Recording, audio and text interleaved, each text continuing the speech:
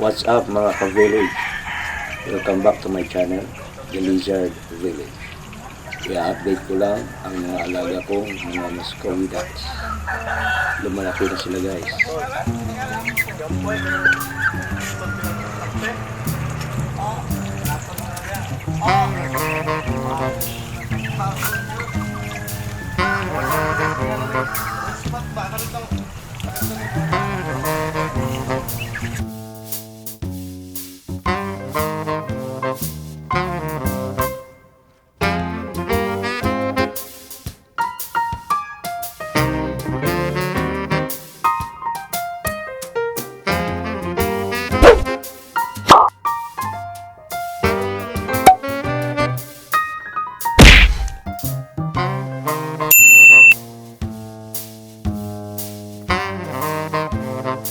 Nasa stage na tayo ngayon para magbinta at magbawas ng mga alaga kong Muscovy ducks. 3 weeks ago, nakabinta na tayo ng 3 batang barako. Last week, nakabinta rin ng isang batang barako. Bali, 4 na barako na lahat ang naibinta. Meron ding mahigit kumulang 10 dumalaga ang available para maibinta. Pero, pipilian ko muna itong nabanggit na dumalaga ng naging inahin.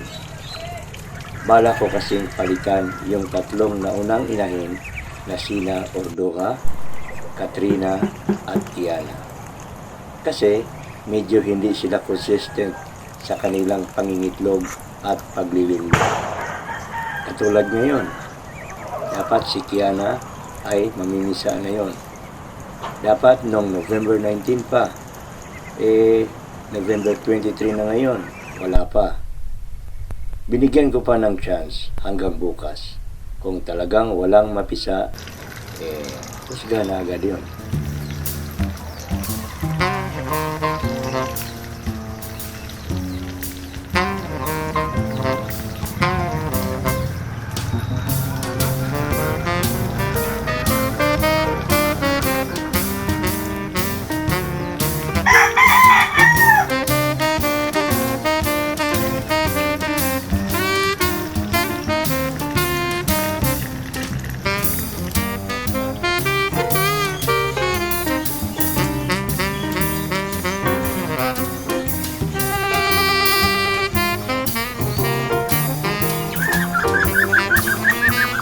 Kahapon naman, biglang namatay yung 2 sisiw ni Astrid.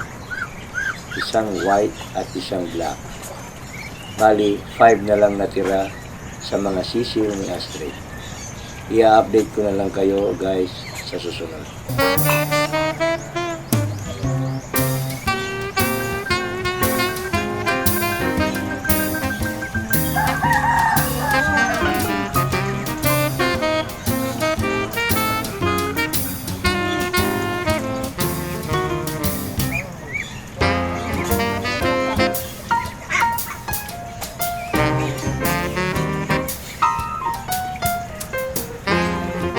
For now, ayusin ko muna yung mga paitlugan ng mga inahin. Baka merong problema o kung meron man ibang problema, alamin ko rin.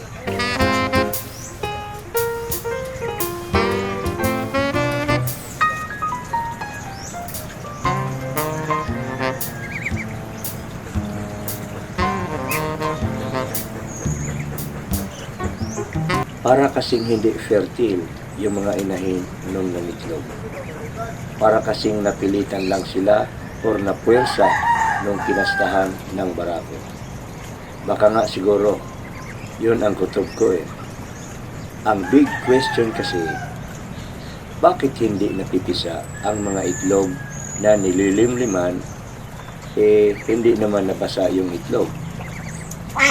Unang inahin na hindi nakapamisa ay si Ordoga at itong si Kiana ngayon. Bukas, pag wala pa talaga, husgahan na siya.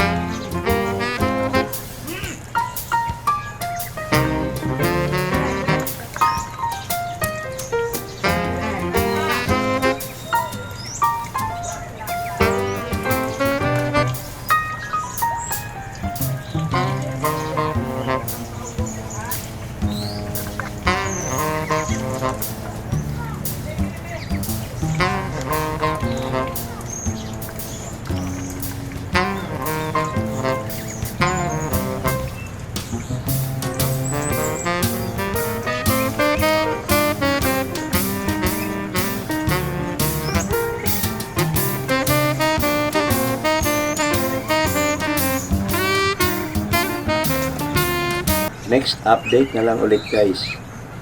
Kung bago ka pa lang sa channel ko, please don't forget to like, share, and subscribe.